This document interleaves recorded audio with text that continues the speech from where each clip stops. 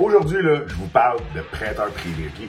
Je vais vous parler plus précisément de comment trouver du financement finalement pour tes transactions immobilières.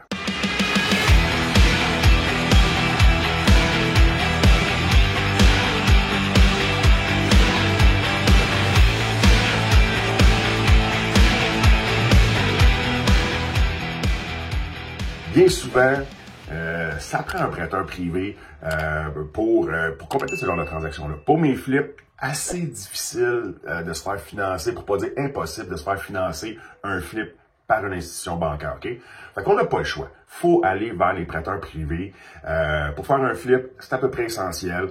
Pour financer une mise de fonds, ça peut être une super bonne stratégie aussi. Bref, le prêteur privé, guys, c'est un partenaire essentiel à votre business en immobilier. Okay? Vous avez absolument besoin d'un prêteur, d'un partenaire financier, bref, de fonds pour pouvoir compléter vos transactions. Okay?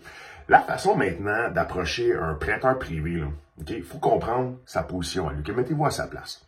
Il faut y parler de risque. Okay? Lui, cette personne-là, la plupart de mes prêteurs, c'est des personnes dans la cinquantaine et plus. Okay? Ils ont accumulé une certaine quantité d'argent, ils ont travaillé toute leur vie, ils veulent pas nécessairement placer cet argent-là de façon risquée.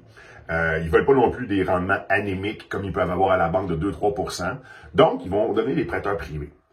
Mais ils veulent pas perdre cet argent-là. Donc, il faut parler de risque avec eux. Il faut diminuer le risque. Okay? Fait qu'est-ce qu'on peut faire pour diminuer le risque associé à un prêt privé? Donc, premièrement, être en premier rang. Évidemment, s'il est en premier rang sur la propriété, c'est le premier à être payé. Donc, s'il arrive quelque chose, tu finis pas tes rénaux, tu disparais, tu tombes malade, il est pris avec la maison. Mais s'il est en premier rang, il est sûr de se faire payer. Okay? Donc, ça, c'est évidemment important, son rang. Deuxièmement, l'équité sur la maison. Plus il y a d'équité sur la maison, plus son prêt devient sécuritaire. Parce que s'il a prêté 100 000 sur une maison qui en vaut 300, s'il est pris pour ramasser la maison en prise en paiement parce que l'investisseur ou le propriétaire n'est pas capable de payer, son 100 000 il est protégé. Il va revendre la maison 300 000. Fait que là, même que ça devient tout un coup de circuit pour lui, parce que pour un prêt de 100 000, il va avoir peut-être une prise en paiement sur la maison pour son 100 000, il va la revendre 300. Donc, on voit très bien dans ce cas-ci, c'est une transaction qui va être extrêmement payante pour lui. Donc, évidemment, plus il y a d'équité sur la maison, plus le dossier est sécuritaire pour le prêteur. Un autre élément qui pourrait être intéressant, c'est de prendre une garantie sur une autre propriété. Okay? Donc, vous trouvez un prêteur privé pour financer un de vos projets. C'est un peu serré, il y a de l'inquiétude. Dans mes premiers projets, mon prêteur m'a demandé de prendre ma maison personnelle en garantie. Bon, c'est stressant. Ma blonde était pas super à l'aise, mais j'avais confiance en mon projet. Le deal était bon. J'avais pas l'intention de me pousser en courant. J'avais l'intention d'aller jusqu'au bout et de faire du profit. Donc, j'ai accepté. Ça a été ça les premières fois, jusqu'à un point qu'il y a un lien de confiance qui s'est développé. Il m'a vu travailler. Il a vu qu'est-ce que je faisais. Il a vu que je m'étais impliqué et que je mettais de l'argent dans mes dossiers. Puis après un certain nombre de transactions, j'avais plus besoin de mettre ma maison personnelle en garantie. Donc, prendre une garantie sur une deuxième propriété peut être extrêmement stratégique aussi. Vous avez un chalet, vous avez un plex, etc. Pour avoir des meilleures conditions de taux, ça peut être intéressant de donner plus de garantie au prêteur. Toujours penser à sa sécurité, à sa gestion de risque. Okay? On peut penser aussi à mettre une certaine mise de fonds. Donc, vous faites l'achat d'une propriété à 300 000, vous allez la rénover, vous allez mettre 100 000 dedans et la revendre autour de 500. Donc, vous allez demander un prêt de 300 000 à votre prêteur. Il pourrait vous demander, écoute, pour me sécuriser, je vais te prêter 250 000, mets 50 000 de mise de fonds et ton 100 000 de rénovation durant le projet. Donc, au final, l'argent que toi, tu mets dans le projet, si ça dérape, si tu te pousses, s'il arrive quelque chose, c'est de l'argent qu'au final, le prêteur va aller ramasser s'il y a à faire la prise en paiement, qui est la finalité justement pour lui, pour retrouver ses sous. Okay? Donc, participer à la mise de fonds peut aussi représenter évidemment une forme de garantie pour le prêteur. Et après ça, je l'ai dit un petit peu, mais plus tu mets d'argent dans le projet, donc évidemment, moi, quand j'allais approcher mon prêteur, je dis, écoute, j'ai besoin de 300 000, je vais mettre 150 000 de mon argent, je vais revendre ça 600 000, mais le 150 000 que je mets dans le projet, si, encore là, je réussis pas à vendre ou je fais faillite avant la fin du projet, le prêteur va ramasser l'argent de mes rénovations, mes matériaux qui seraient sur le chantier et il va pouvoir terminer le projet. C'est toutes des façons, ça, d'adresser le risque de ton prêteur privé, OK? Comme j'aime bien dire, là, quand tu as un bon dossier, okay? Quand le risque est faible, quand le profit est élevé, quand tu es bien préparé, le marché va te parler.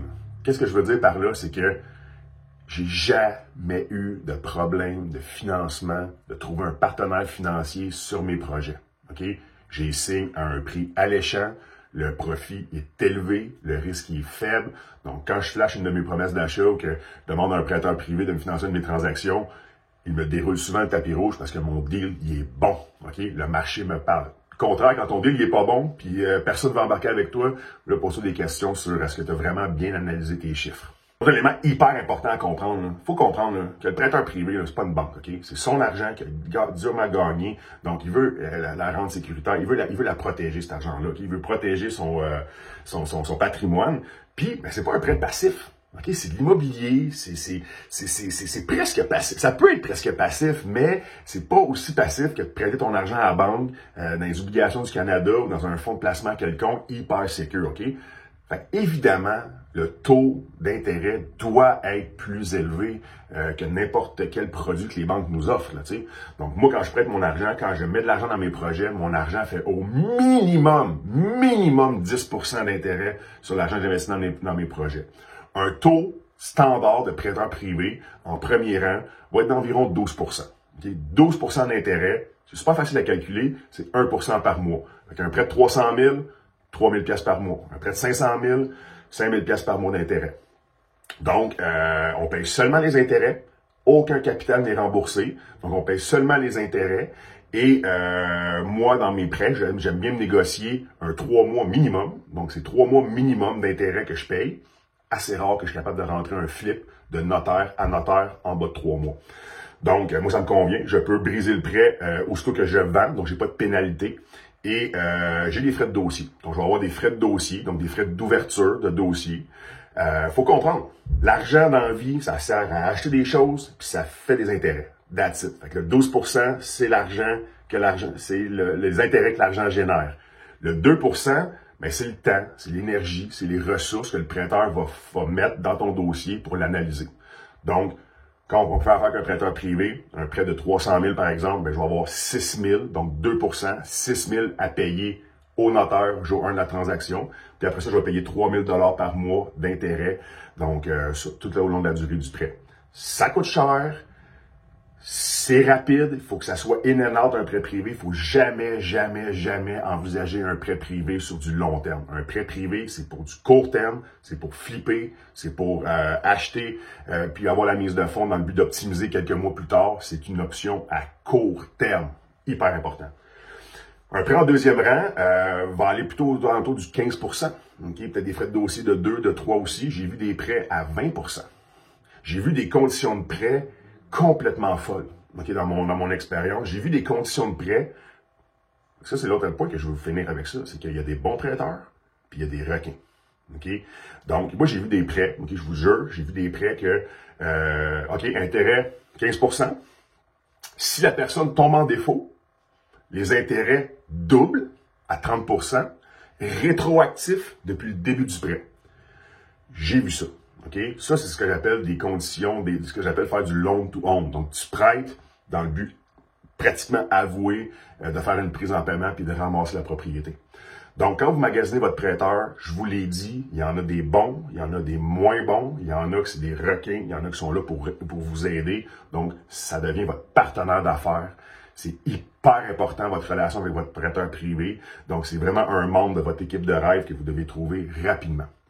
J'ai des prêteurs sur la plateforme. Vous pouvez aller dans l'onglet partenaires. Il y a plusieurs prêteurs très qualifiés, très rapides, très efficaces sur la plateforme Mon Prospecteur.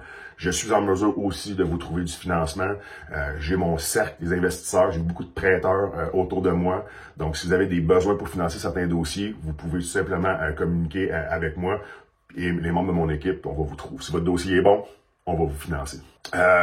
Likez mon vidéo si vous avez aimé le contenu. Partagez-le à des gens qui recherchent du financement présentement. Ça peut beaucoup les aider. Et écoutez, allez vous inscrire. Je vais vous partager un essai gratuit. Donc, venez essayer la plateforme Mon Prospecteur. Venez me rencontrer, venez me jaser. On va pouvoir aller parler plus loin, au niveau des prêts privés.